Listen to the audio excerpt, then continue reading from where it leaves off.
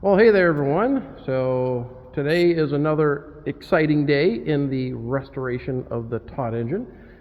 As you remember from yesterday's videos, we worked on getting those low pressure eccentrics in place and hooked up. And so today I thought I would switch gears a little bit and come work on the high pressure side. So let's talk a little bit about what all this stuff is.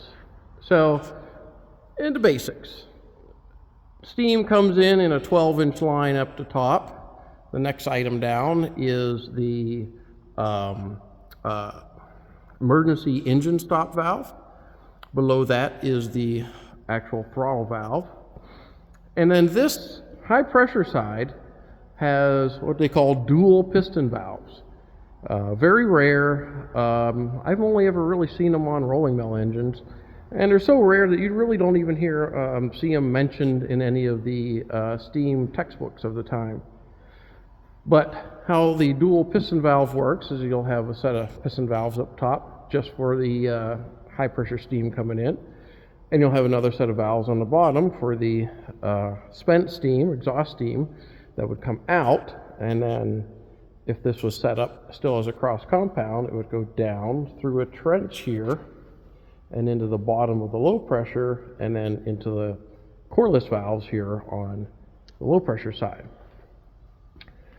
So the reason that they did this was a couple things. It allowed you to have a little bit better economy on the valves, because your steam valves do not have to carry the exhaust functions along with it. The steam valve can just be used for steam inlet, so that means you have much more range of cutoff and you can control it better. And also, having the different valves, when that steam comes in at 150 psi at the top, it's 300 and some degrees, whatever the temperature is at that pressure. When it comes out at the bottom at 15 psi maybe, it's at a much lower temperature, because temperature and steam pressure are directly related. Well, those valves up there are going to be at that 300 degree range, and these valves down here are going to be at that 260, 270, whatever that temperature range is. And so with an engine with one set of piston valves, it's repeatedly getting warmed up and cooled down every time the steam flows in or flows out. So you're warming and cooling it down. And you'll lose a couple percentage points of efficiency that way, just from the next fresh, rush of hot steam coming in. The first little bit of that steam is just used in getting that valve up to temperature, that it loses that temperature when that steam exhausts out.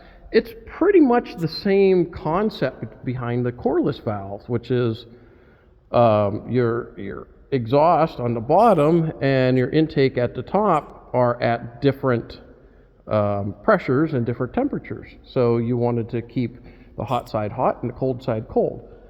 So these piston valves have pretty close to the same efficiency as that coreless, just from that standpoint. So the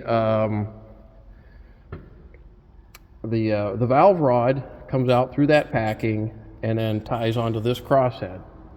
This is on the exhaust side, and the exhaust crosshead is tied into this rocker, and this rocker goes back to another rocker, and from the end of that rocker goes to that eccentric back there.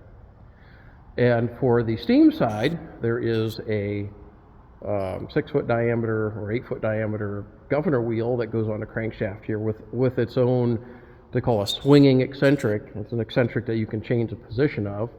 And then that eccentric rod goes to that pin, which then goes to this rod, to this rocker, and then from there to this crosshead, and then into the valve rod that goes into there. So the piece up there is what I'm going to start working on next, and that is this item right here. So this would tie onto that rocker, and then this would go onto the crosshead. Now you wonder, well, what's this? Well, that's for disengaging the valves from the motion. Let's say you want to start this engine up, and you want to put the valve in the right spot in order to allow steam into the cylinder. And maybe where the wheel is sitting is just a little bit beyond the cutoff point. So you want to back that valve up so you're letting steam in to get it started. And so you have one on this one here. And you could pick that up, turn it 90 degrees, and that would pull this pin out of the way so it would disengage this piece from this piece. And the same thing on here. It would disengage this piece from this piece and allow this to move back and forth in there so that the engine moving and the valve motion is not moving the valve. The valve is where you manually want it at. And then once it gets to the point where you want it, you can turn that handle 90 degrees, and then the engine will start moving, and the next time that these two come together, it drops into place, locks in place, and then now it's starting to move the valves. So it was mainly as an aid for starting. I doubt we'll ever have to use that because we have the motor there, so if we want to start this on steam, we can just rotate the wheel to the position where it's best for starting and then just start it there. So yeah, I just got this one here cleaned up, polished up, put it back on here a few minutes ago. I'm going to work on the other one next and get that one installed. And I think that's about all we're going to do on the high pressure side for right now until we get everything grouted in. I'm just trying to get as many parts on this thing as I can in anticipation of our event in September. I want to have as much of the engine together by then as possible. So one other thing I'm thinking of is where to put the Mansell 8-feed lubricator. So on the engine originally, if you take a look here, you can see, yeah, right back in here, which is back there, they had a Richardson Phoenix, I think it was a 1-feed lubricator, which is one of these. Just a 1-feed version of this for steam cylinder oil. Well, I don't have one of those, number one. And secondly, I don't kind of like that spot where it was at.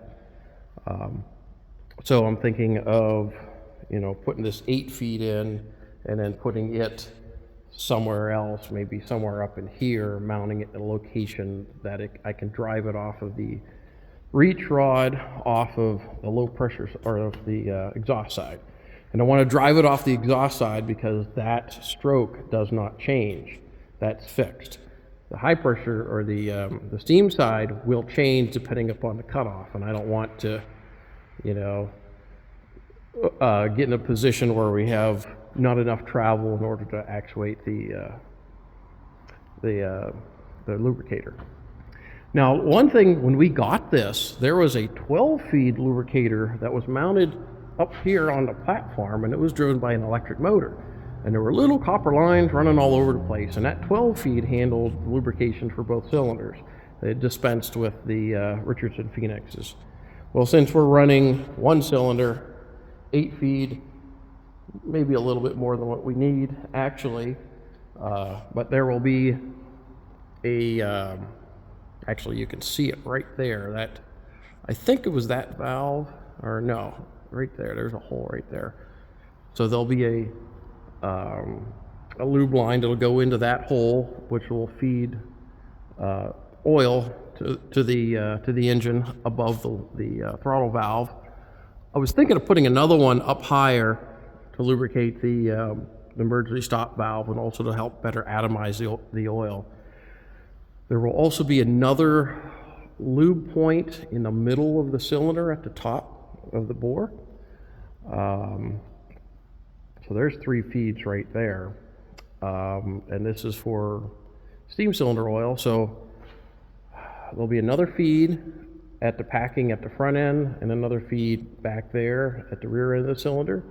So that's 5. We might do these here, 6 and 7, to lubricate the valve rods. And then there was one back here, and that's number 8. So yeah, I think we'll use up all the feeds on this. I don't really care about using too much oil.